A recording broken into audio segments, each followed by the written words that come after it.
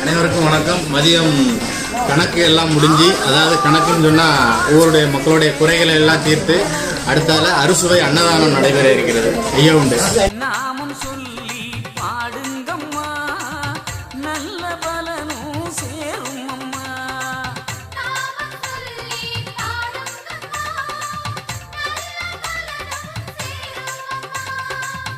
நம்பினோர்க்கு துணை புரியும் நாரணர வேண்டுங்கம்மா.